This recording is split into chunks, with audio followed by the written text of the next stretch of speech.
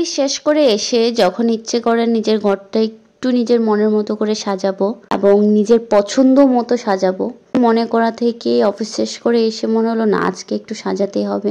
দিন হয়েছে মিররটা নিয়েছিলাম, সাজাবো করে সাজানো হচ্ছিল না।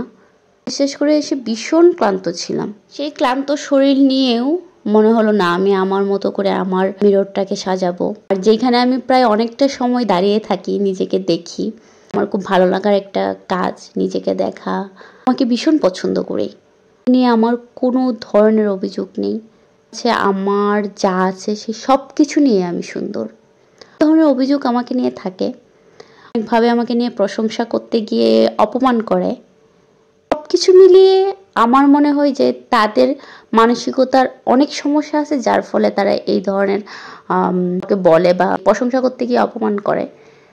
এরকম হয় আপনার সব কিছুই আছে, একটু গায়ের রংটা ফর্সা হলে ভালো হতো, একটু লম্বা হলে ভালো হতো, কোনটা হলে ভালো হতো, কতটুকু ইমপ্রুভমেন্ট দরকার সেটা আমাদের কাজের ক্ষেত্রে, আমাদের অফিসের ক্ষেত্রে বা আমাদের পড়াশোনার ক্ষেত্রে সেটা আমরা বলতে পারি। সেই ধরনের ফিডব্যাক হয়তো খুব বেশি কাজে লাগে। তবে যখন একটা মানুষের চেহারা, একটা মানুষের বাহ্যিক সৌন্দর্য নিয়ে আমরা কথা বলি, তখন শুধুমাত্র তার সৌন্দর্য যতটুকু আমার কাছে ভালো লেগেছে ততটুকুই বলার দরকার।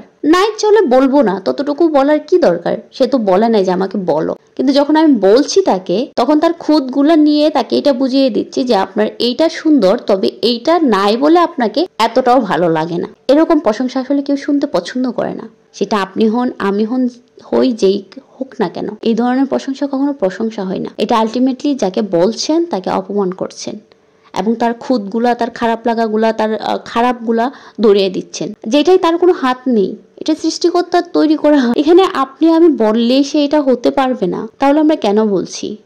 এই জেনারেশনে এসেও আমরা এই ধরনের কথা, এই ধরনের কটূক্তি মানুষের জন্য করে থাকি এবং আমরা সেইটা খুব স্বাচ্ছন্দ্যে করি। মানে এটা মনে হয় না যে আমি তাকে কটূক্তি করেছি, কটু কথা বলেছি বা কারো মনে কষ্ট দিয়েছি। এবং কিছু মানুষ এতটাই হার্টলেস হয় যে তারা অন্যকে কষ্ট দেওয়ার পরেও তারা কখনো কল্পনা করে না যে তারা অন্যকে কষ্ট দিয়েছে বা খারাপ লাগার মতো কথা বলেছে। তারা খুব নর্মালি থাকে। আমি তাদেরকে দেখে খুব অবাক হই যে এই মানুষগুলোর ভিতরে কি মিনিমাম মনুষ্যত্ববোধটুকু নাই।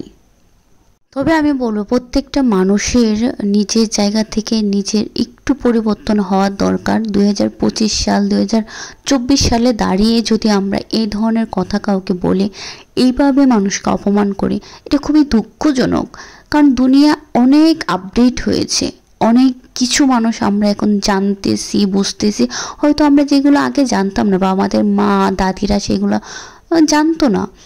তো এখন কাউকে কষ্ট দেওয়াটা যতটা সহজ, সেরকম কাউকে কষ্ট থেকে বের করে আনাটাও ঠিক ততটাই সহজ। তাই আমরা একটু ভদ্র হয়ে, ভদ্রভাবে মানুষের সাথে ভদ্র ব্যবহার করাটা শেখা উচিত। সৃষ্টিকর্তা সবাইকে ভদ্রতা, সভ্যতা এবং ভালো হতে হেদায়েত দান করুক, সেইটাই বলবো এবং সেইটাই চাওয়া থাকবে। আর সেই সাথে সাথে আমি আমার আয়নাটাও রেডি করে ফেললাম। পছন্দের আয়নার একটা নতুন ভাবে কিছু করার চেষ্টা করেছি। আমার তো ভীষণ ভালো লাগছিল, কার কেমন লাগছে জানাবেন। শেষ।